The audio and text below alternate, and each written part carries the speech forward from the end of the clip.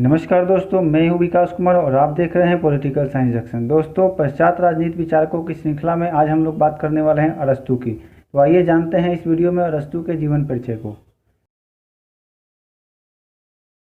अरस्तू का जन्म 384 ईसा पूर्व में हुआ था। उनके जन्म स्थान स्तागिरा नामक नगर था। उनके पिता मकदूनिया के राजा के दरबार में शाही वैद्य थे। उनके पिता की मौत उनके बचपन में ही हो गई थी। इस प्रकार अरस्तू के जीवन पर मकदूनिया के दरबार का काफ़ी प्रभाव पड़ा था। पिता की मौत के बाद 17 वर्षीय अरस्तू को उनके अभिभावक ने शिक्षा पूरी करने के लिए बौद्धिक शिक्षा केंद्र एथेंस भेज दिया।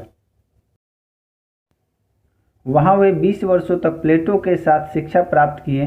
पढ़ाई के अंतिम वर्षों में अरस्तू उसी एकेडमी में पढ़ाने लगे। उनके द्वारा द लाइसियम नामक संस्था भी खोली गई। अरस्तू को उस समय का सबसे बुद्धिमान व्यक्ति माना जाता था,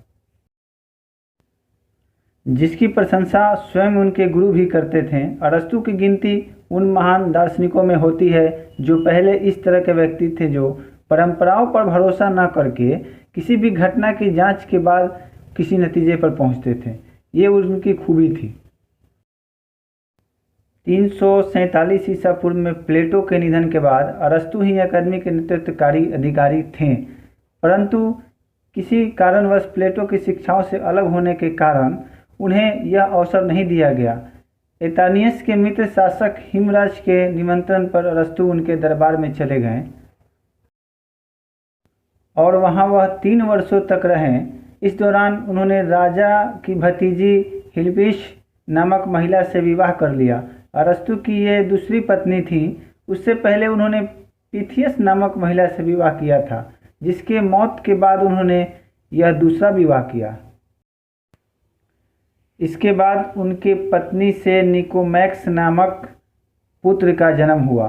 सबसे ताज्जुब की बात यह है कि अरस्तू के पिता और पुत्र का नाम एक ही था। शायद अरस्तू अपने पिता को बहुत प्रेम करते थे, इसी वजह से उनकी याद में उन्होंने अपने पुत्र का नाम भी वही रखा था। अरस्तू विश्व के महान ज्ञानी गिने जाते हैं। मकदूनिया के राजा फिलिप के निमंत्रण पर वो उनके 13 वर्षीय पुत्र को पढ़ाने लगे। पिता पुत्र दोनों ही अरस्तू को बड़ा सम्मान देते थे। लोग यहाँ तक कहते थे कि अरस्तू की शाही दरबार में काफ़ी धन मिलता है और हजारों गुलाम उनकी सेवा करते रहते हैं। हालांकि ये सब बातें निराधार थी, इससे अरस्तू का कोई लेना देना नहीं था, लेकिन लोगों का मुँह है जो भी कह सकते हैं, तो वो सब बातें जनता वहाँ की करती थी। अलेक्जेंडर के राजा बनने के बाद अरस्तू का काम तो वहाँ समाप्त हो गया। वो वापस एथेंस आ गए। अरस्तू ने प्लेटोनिक स्कूल और प्लेटोवाद की स्थापना भी की। अरस्तू अक्सर प्रवचन देते समय टहलते रहते थे, इसलिए कुछ समय बाद उनके अनुयायी या उनके चाहने वाले पेरिपेटिकस कहलाने लगे।